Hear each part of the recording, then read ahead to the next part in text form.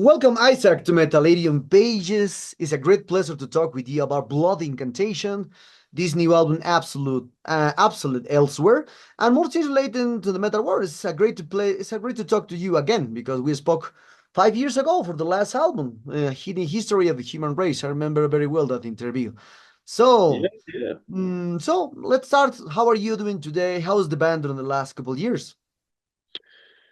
Yeah, doing really well. We did our album release show just about a week ago now. Actually, yeah, a week ago today. So it's been a really exciting thing with the new album being released and playing the material for the first time live and everything. So we're really yeah, excited about that. And then we're also looking very much forward to this US tour coming up next month and just going forward and playing shows and getting it out there. Okay. Nice to know. So, talking about the composition of this new Absolute Elsewhere, when do you start writing songs for this new album? And are the songs new, or perhaps do you rescue any composition that were left out for your previous EP, Time Wave Zero?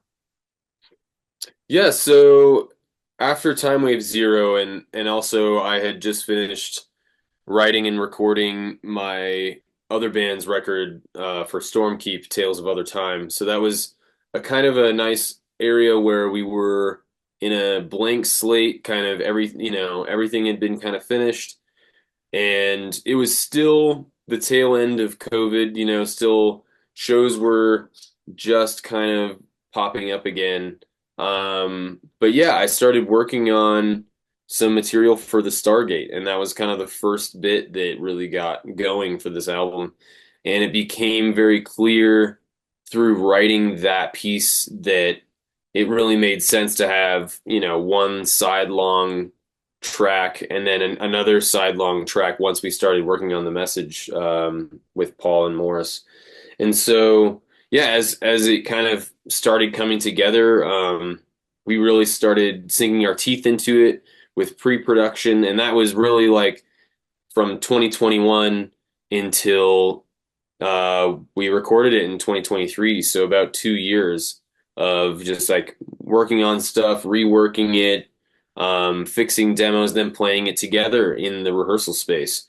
And then it really took on a life of its own, which from doing Time Wave Zero, we really had a new way of looking at the writing process with the four of us in the same room, all working together at once, which we really didn't do too much before that. Like we would have a couple songs here and there, Inner Paths to Outer Space being an example of a song, just the four of us writing a song in the rehearsal space. But we really focused on every piece of this album together as a band, which I think really made it unique.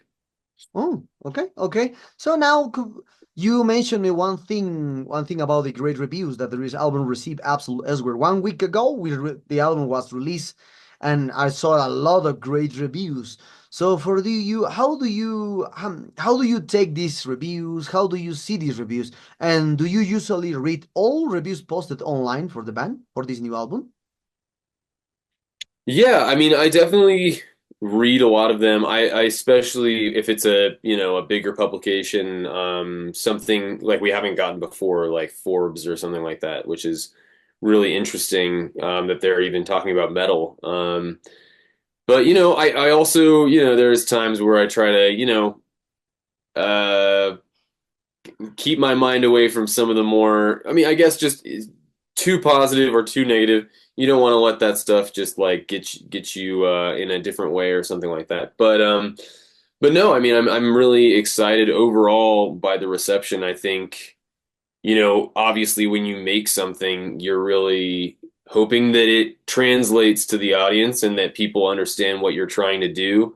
A lot of times maybe it feels like not, I've had records in the past where it Hmm. certainly felt like people didn't really understand what was going on, but that didn't really matter to us. We were just, that's what we wanted to do at the time.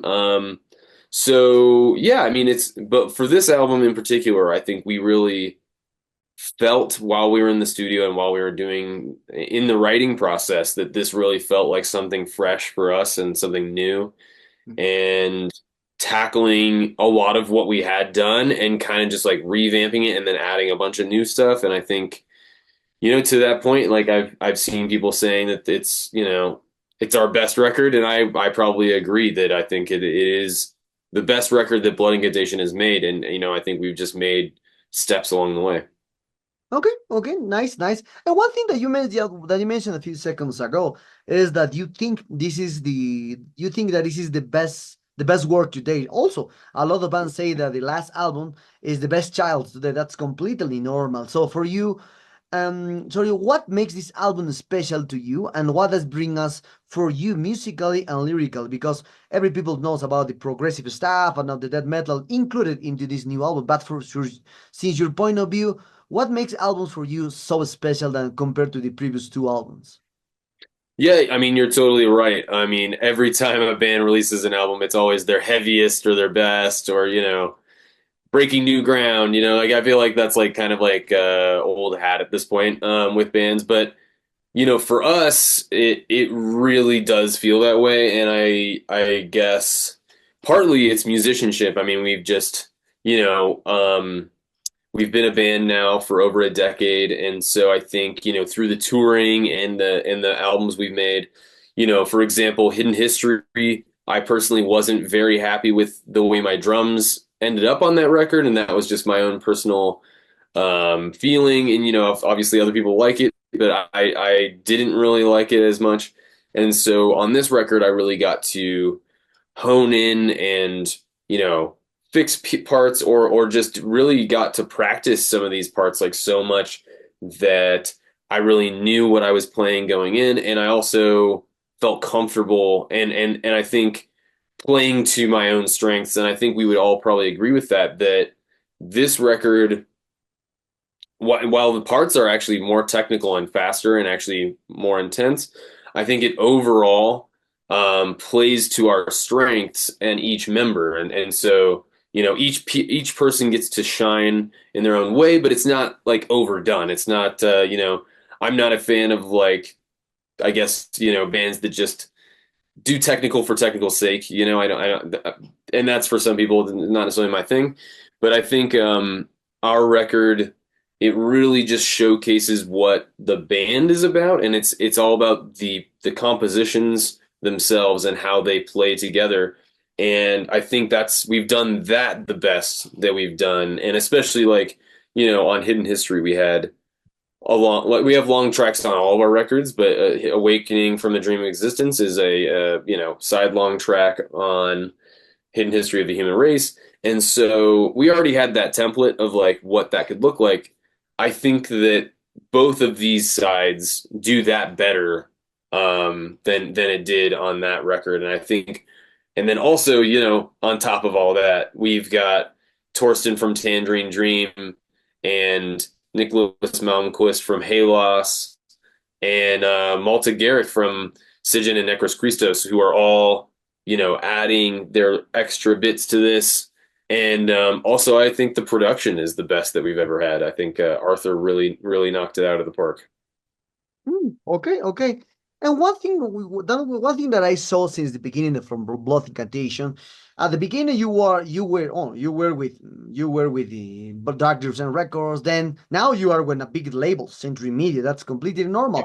So and I also saw that a lot of people expecting you releasing for this new album. I saw a lot of people trying to talking about this new album before this album were Hmm. released, etc., etc. So how do you take all these expectations that the band has in each album and the rapid rise or the rapid groupment that the band has since the beginning to now? Because there is a lot of expectation to see you play live, to hear new music, etc., etc. Yeah, absolutely. I mean, for us, I think our biggest example of an expectation is our own expectations of ourselves. That's kind of where we start. And so we always have a really high bar that we need to accomplish for ourselves first. I think that's really where it comes from because we're just making music in the way that we want it for us. And I mean, I can speak for myself here at least that my own standards are pretty high, and so a lot of times I don't even meet them. Like I was explaining about hidden history, I think there's that expectation of like, okay, it needs to be this good, or this it needs to satisfy this thing that we want to do. So that's first.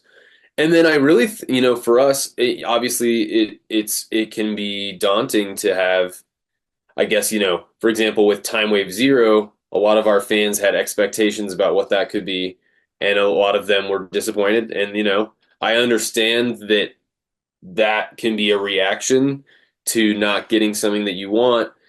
But for us, that audience expectation wasn't informing our decision to do an ambient record, really. That was just our what we wanted to do. And our trajectory as a band is more interesting to us than just like putting something out that is going to be liked. I think that's less important to us than it is to be, challenging ourselves. But also, I think, a lot of these big entities, like let's just say big studios, big movie studios like Marvel and like Disney and stuff like that, they really have a they have a low thought about what the audience can handle. And I think that we think that the audience can meet our expectations of ourselves, I think, in a way where it's, we can challenge the audience, and a lot of times, sometimes they won't come with us, but I think, other times they will. And like, to that point, like a lot of movies back in like the 70s and 80s, were challenging and different, and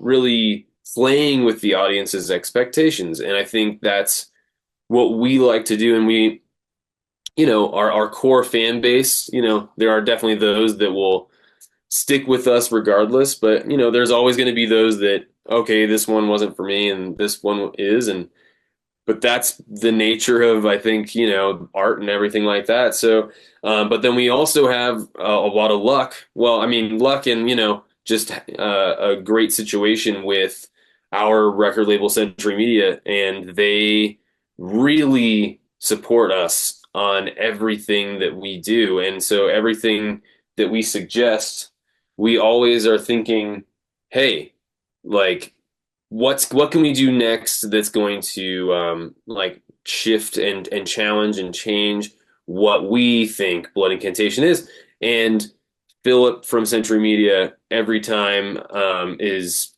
here for it, and he's along for the ride. So we're very fortunate in that way. Okay, nice, nice.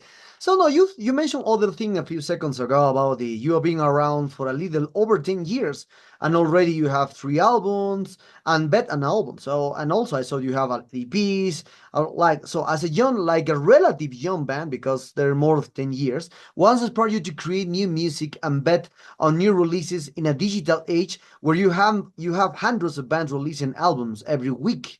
And also the people love to hear just singles for 2 minutes and 3 minutes. And now with this album, you release two songs for more than 20 minutes. So for this new generation, this new album don't fit very well because I saw a lot of people complaining about the duration. Why just two songs? Why? And also I saw the label try to put in like the 1 2 3 4 from the one song, 1 2 3 4 from the one for the second song. So the label tried to put just a small taste for each song before to release the album. So how do you see this? No, like this topic about this topic. No, you are listening a full more than hour album. No, for the more than for the album minutes album, and now in a word, I prefer just singles. Yeah, with small songs. Yeah, so it was thought, okay, at one point we could take one of these tablets, the section of the Stargate as a single. And that was like the original kind of idea. But as we were working on this, I mean, so to be clear, just to clear that up, the tablets idea, it's not just the label, like we also, we know where those sections are, and we do see them in sections, but we're not gonna ever play, for example, tablet 3 of the Stargate into tablet 2 of the message, or Mm, randomly. Like they go as they are, right? So it is like one song. It's split up. It's partly for, yeah, like you said, the streaming age. I mean, people want to put it on a playlist. They can put one section of the song. We can put, it can be divided this way, and that's okay with us, but ultimately the best way to listen to it is all the way through, right? And so that's the first part. The second part is that I actually think that people, yes, some people are going to have a short attention span and they're not going to listen to a whole album or a whole 20-minute song. mhm, But I also think that there's a whole group of people that are hungry for that type of music because so much music is put out in 2 minute, 4 minutes, singles. They barely listen to the whole thing. And mhm, the rest of the album is just filler, like nothing.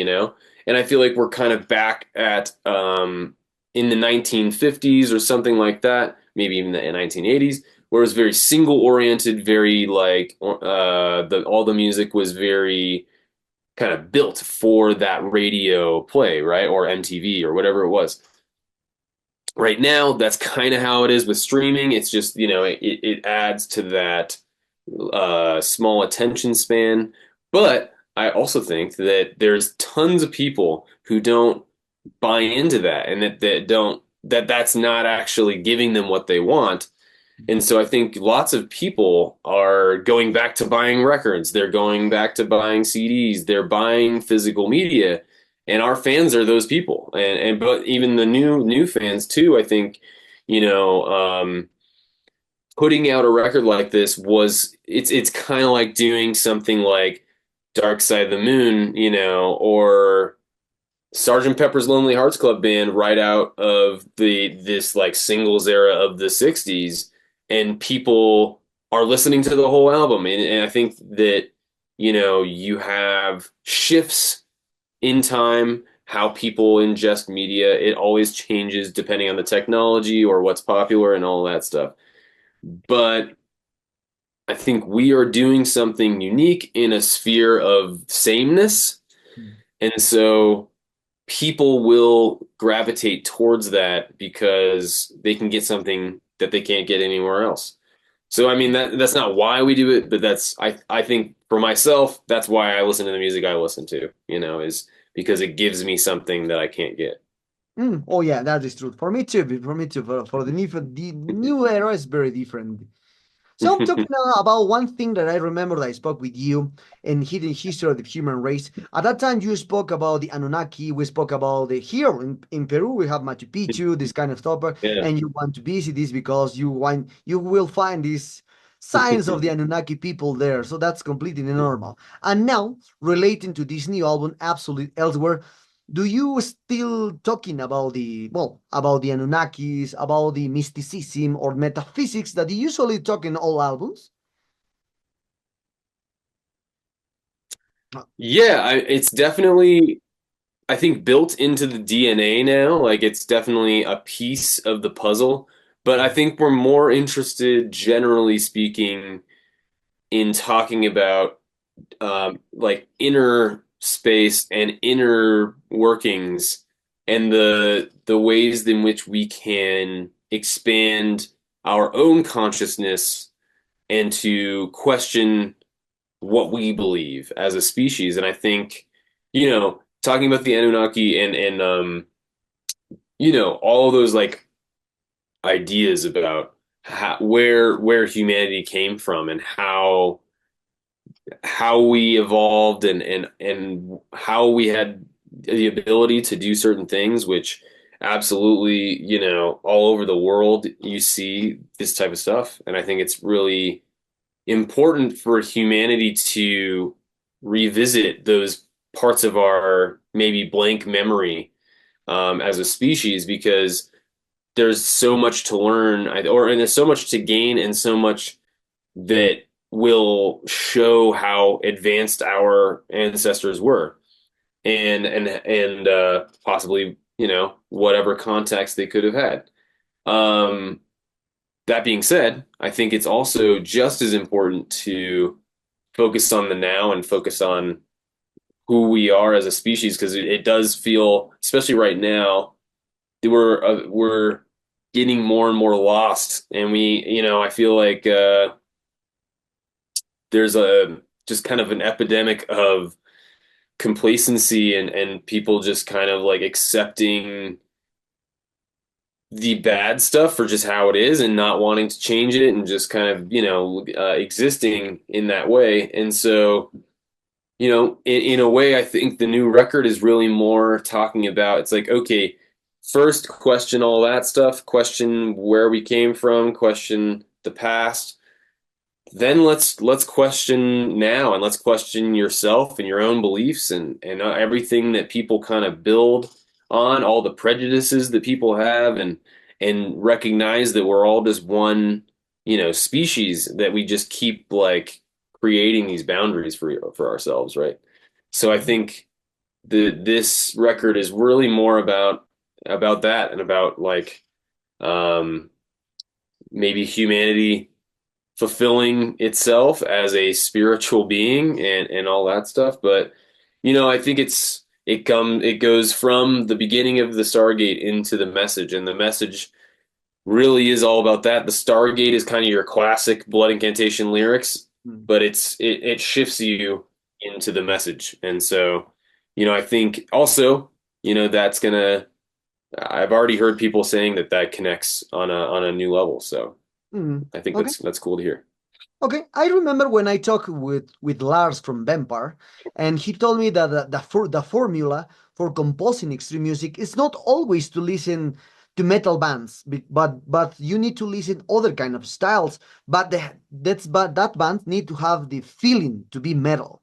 So no metal, perhaps will be punk, but you feel the sensation that this band in the other light plays metal better than the others. So do you think that this is kind of music inspired the music from Blood Incantation to create your journey? And also, do you think that they make extreme metal music? There is an external music with a metal feeling, not necessarily to be metal, just to be need influence for a different kind of music that represent a metal vibe into their songs. Hmm. Yeah, I like that question because to us, we hear in non-metal music a lot of times ideas or even qualities that would be considered metal, or at least, the atmosphere or the feeling, right? Because I think that is in and of itself part of what makes heavy metal what it is. It is a feeling, it is the atmosphere and all that stuff. And so, for example, a lot of horror movie music, like especially like the stuff from Goblin or Fabio Frizzi, or like John Carpenter, a lot of that stuff contains stuff that would be in metal, but it just doesn't have. I mean, sometimes it actually does have distorted guitars, but it's soundtrack music. I mean, even from going from there, Blade Runner and these like big synthy dark soundtracks of the '80s and stuff like that. So Blood Incantation is very into that. Tangerine Dream, for example, on their darker stuff like Zeit, has, I mean, moments that are more chilling and darker than a lot of black metal bands to me.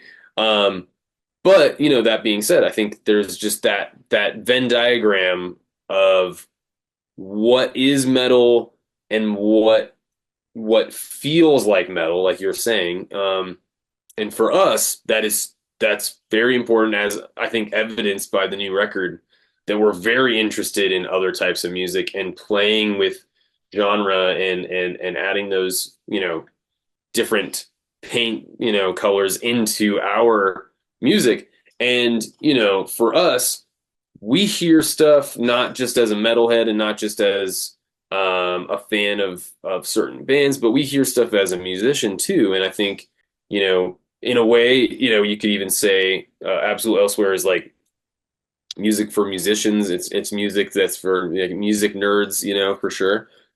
Because there's a lot in there of a lot of different stuff and a lot of stuff that interests us as just players, as people who play a certain instrument.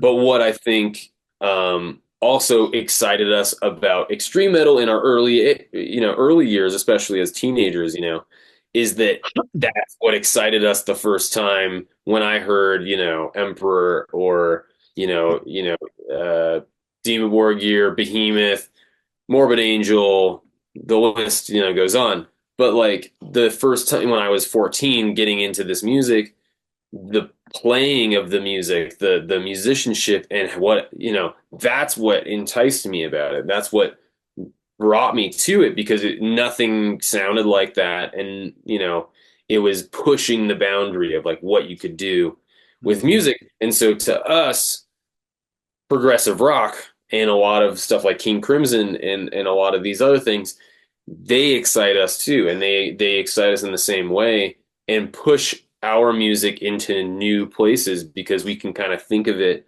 okay, how would King Crimson make a death metal record, And I think for me, that's always like a really exciting thing. Yeah. Oh, okay. Nice, nice, nice. And the other part that about talking about the feelings, as you can see, always can you mentioned that you when you talk about a lot of feelings, a lot of feeling that you put, or a lot of sensation that you put in the music of Blood Incantation. That's completely normal because you create the music, and that's interesting point to see. But talking about now a topic that is completely very attached to composed music, because when you create music, always you need to know about the numbers, talking about the mathematical topics. Four reps, five reps, this scheme wins there or wins there, etc., etc. That's completely normal. So now, how do you find the way to create music in one song when you need to work with the mathematical aspect, that is the science, and talking about with the science, with the feeling aspect? You just feel the sensation to create just four riffs in that era, but at that moment you're still creating the mix feeling with the mathematical topic. So how do you relate these topics without to be involved in each way? Oh, I really like that question. Thank you. That I think what composition is basically harnessing chaotic emotions, right? And it's almost like boxing them in and finding places for them. And so different people do them in different ways, I think, and that's what's so exciting about music is that no one person does it the same way as another person. I think writing music can happen. It's almost like an atomic or quantum spark that, if you're not observing it or you're not there for it, it's almost hard. You can't really describe it, or it's perceived in different ways from different angles or, that sort of thing. But to really answer your question in a more like concrete way, how I come at it is that it's a very intense demoing process. And what that means is that there's that spark that happens in the moment, which I think is the emotional, that's where the creative juice is just at its like most raw, that's when it's like you're just playing music and it's just coming out, and that's the demoing process. And so the demoing process contains the ideas from that well of creativity. And then the process of pre-production from the demo is then honing that in and carving it out and making it make more sense in that way of like this many times maybe the ending has this or putting in a bridge riff or whatever it is. And for us, I think that process was really, I think, how we got Absolute Elsewhere to be as complex as it is, but also with like kind of that vulnerability and that spark of creativity because we kept a lot. I mean, there's certain sections on the Stargate that are almost exactly how I demoed them, just remade and re-recorded. So that's always really exciting to basically like get it from the, I guess, the larva stage, and then it goes into its cocoon and then comes out as this full album, but there's a lot of processes in between of like, fine tuning and cutting and making sure that it flows correctly instead of just a lot of hodgepodge of ideas. Well, okay, okay. So we're very close to the to end this interview, Isaac, and for this topic and returning to the last album. So, what kind of plans do you have for this new album? I saw that you will play, as you may, you will play a full tour in October, and plus, and perhaps you have more tours upcoming for perhaps next year, coming to for the first time to Latin America full tour. Who knows? What kind of plans do you have for Blood Incantation and this new album in general? Yeah, so for us, we really want to do a full world tour. I mean, that's really interests us about going to places that we've never been. That's always really been something that interested us. So Latin and South America, I mean, we've been to Mexico, but that's, I still consider that North America. Yeah. And so we really want to make it to these other places and, including Southeast Asia, Japan, and places like that. So I'm really looking forward to. I think that it is in the works. I think it will be something interesting, and it will be something that bringing our music to new people and just bringing that message or that idea of music as the international language. I think it is something important to us to get out there and to share that. So yeah, we're really hoping to tour a lot, and for us, it's really important to go through that touring to understand our music, and then to reignite those creative juices and see what the next thing brings. So. Okay, okay. Well, Isaac, the sad moment arrived at this interview. I hope you enjoyed this interview as I did. And thank you very much for your time. This new album is a great one. I did my pre-order, so I have arrived soon. It usually takes a month and a half to arrive here. So I have arrived soon. So maybe you have something to add to your Latin fans, expect Mm. someday a full tour here, and obviously Metallarium followers.